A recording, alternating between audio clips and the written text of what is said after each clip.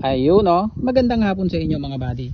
Andito na naman po pala ako sa aking sili at namimitas po ako syempre. Pinipitas ko na po yung mga bunga niya na kulay green. Ayan. Inaagat ko na yung bunga niya mga buddy kaysa naman magpatse para naman maging pera pa rin yan mga buddy. Ibebenta po natin kahit green. Di baling mas mura po ng konti, ang mahalaga ay maging pera po siya. Para naman hindi po masayang yung pag-aalaga natin dito sa sili. Aagatin ko na po yung bunga niya kaysa magpatse. At ito na nga po, kinukuha ko na yung mga green na magugulang naman na po siya. Hindi naman yung green na bata pa. Yung green na magulang na po yung kinukuha ko na. At ito nga mga buddy, marami na po siyang green dito na magulang na, kaya yun po yung kukunin natin. At ibebenta po natin. Di baling mas mura po ng konti. Kung halimbawa ay 500 po ang kilo ng sili, kahit mga 400 lang po siyang mabenta, ay okay na po sa akin yun mga buddy. Ayun hindi naman po kayo lugi dito sa pinipitas ko dahil napakaanghang na rin po nito. Kulay green lang po siya pero magulang na po siya at maanghang na po ito mga buddy. Kung tutusin dapat nga mas mahal pa to kasi mas matagal tong mapanat kaysa dun sa hinog. Ayan, nakita nyo naman yung sili ko mga buddy, marami pa po siyang bunga. At sayang na nga po yung nagpatse. Kaya inaagad ko na po yung kanyang bunga at pinipitas ko na po ngayon. Para naman mapakinabangan ko pa syempre. Sabi ko nga po, di baling mas mura ng konti yung presyo na itong mga green. Ang mahalaga ay maging pera po siya mga buddy. Ayun Ang ganda pa naman po ng bunga niya, makinis pa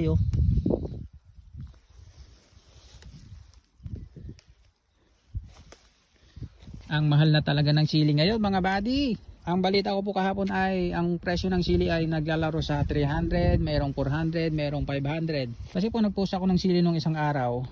Tinanong ko kung magkano ang presyo ng sili. Marami pong nag-comment. Merong 300, 350, 400, 500. Ayan. Pero iba-ibang lugar naman yun mga buddy.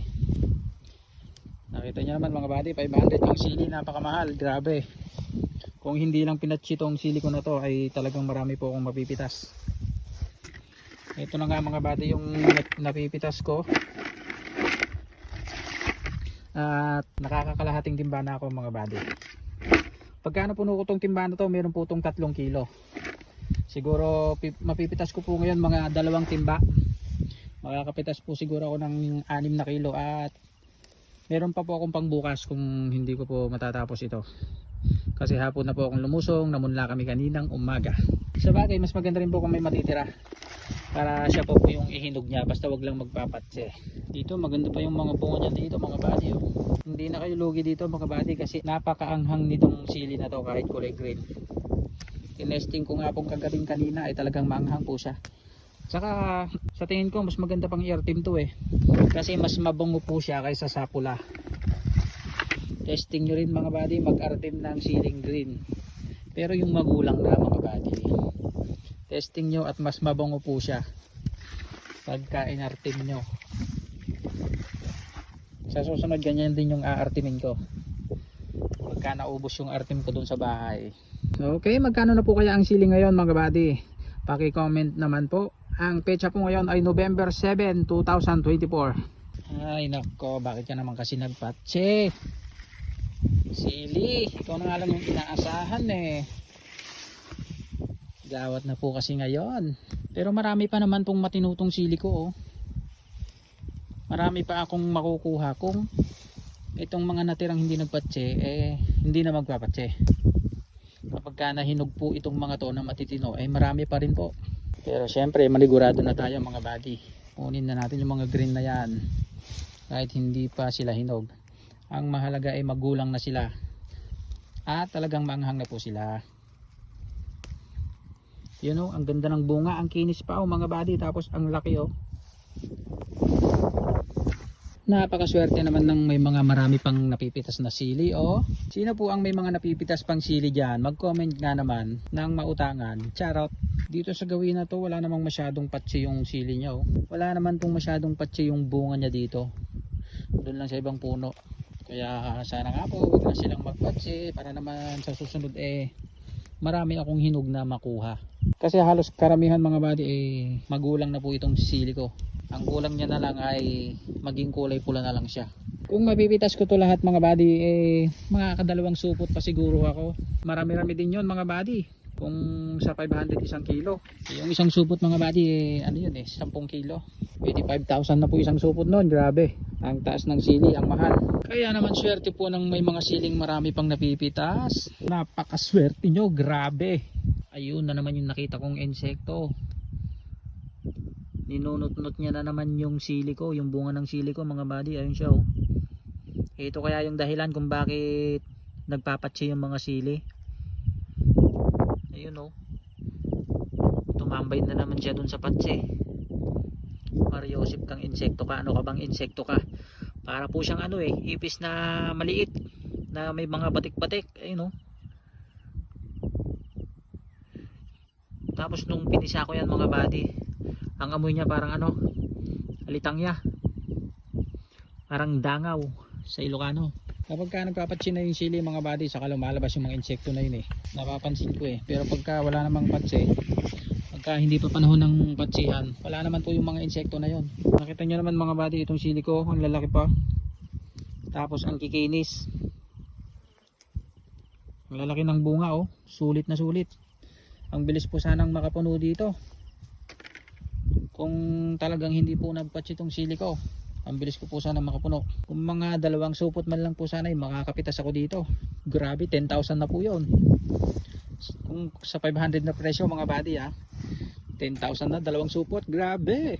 Ayun nakaisang timba na ako mga buddy. Siyempre isasalin ko po ito sa sako muna. At mamimitas pa po tayo ng isang timba pa. Ang oras ay alas 2:30 nako. Ang bilis po ng oras, grabe. Nagkumpisa po ako dito pasado 1:00 at nakaisang timba na po ako. Ayun pipitas pa tayo ng isang timba para naman medyo marami-rami yung ipapadala nating sili. Ipapasabay po natin sa mga nagbibiyahe. Yan. At sana ay maibenta ka ng mahal. Nakita nyo naman mga buddy ang gaganda pa po sana ng mga bunga niya yung mga green. Kaso nga lang yung mga pula po ay nagpatsi na talaga Kaya hindi ko na po siya paabutin na maging pula pa. Kasi magpapatsi lang din po mga buddy. Yan, meron naman po siyang paisa-isang pula na matino. Tulad nito, ang haba pa Hindi naman po siya nagpatsi. Kaya ihahalo na natin dyan. At ito nga mga buddy nakita nyo naman yung mga green ang gaganda pa ng bunga niya. Ang haba, ang lalaki, ang tataba. Hindi ko na po pinapatabaan yan. 1 buwan na. Simula nung nagpatsi, hindi ko na po siya inalagaan. Talagang ganyan na po yan. Grabe, papalakas na yung ulan dito mga buddy. Ito na po siguro yung bagyong Marce. At tumalakas na nga po yung hangin niya. Ang lakas ng hangin mga buddy. Grabe. Ito na po kaya yung bagyong Marce. Mukhang hindi ko na po maitutuloy yung pinipitas kong sili. At lumakas na nga po yung ulan Grabe naman. Grabe ang lakas ng ulan.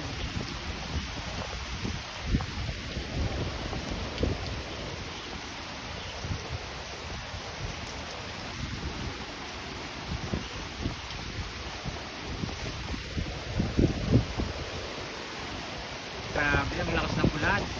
Magpapatsi na naman yung mga bunga ng sili ko niyan. Oo naman, oo. Wag naman po sana para marami pa akong mapitas. Ang lakas ng hangin, ang lakas po ng ulan. Hindi ko po alam kung ito na nga yung bagyong sinasabi.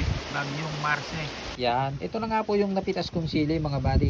Siguro meron naman po itong higit 3 kilo. At dahil umuulan nga po hindi ko na maituloy yung aking pamimitas. Kaya naman uuwi na po ako mga buddy. At baka lumalim pa yung ilog, hindi ako makatawid. Nakita nyo naman mga buddy ang sarap ng itsura niya kahit green na green pa po siya Pero magulang na yan mga buddy at talagang maanghang na po yan Kinagat ko nga to kanina mga buddy. Napakaanghang pero ang sarap niya mga buddy, ang bango. Pagka ganitong kulay green. Ganito po yung mga masarap ilagay sa sopas, sa lugaw, mga ganyan. Tapos gagawin mong artim. Nako, napakasarap. Napakabango po ng ganitong kulay green mga buddy. Kaysa dun sa kulay pula. Ang presyo po nito ngayon ay naglalaro sa 300, 400, 500. Depende po sa dating ng gulay sa bagsakan. Ayan. Pero kung matsatsambahan mo po na kaunti lang yung dating ng mga gulay dun sa bagsakan, talaga pong mahal yung presyo. Kaso nga lang, pag matapatan mo naman yung maraming gulay, maraming dating na gulay, talagang mas mababa po yung presyo. Ganun lang naman po yun Depende po sa dating ng gulay yung presyo ng gulay. Ayun, tumila na rin ulan mga buddy. Ang oras po ay alas 3:30. Maaga pa pala.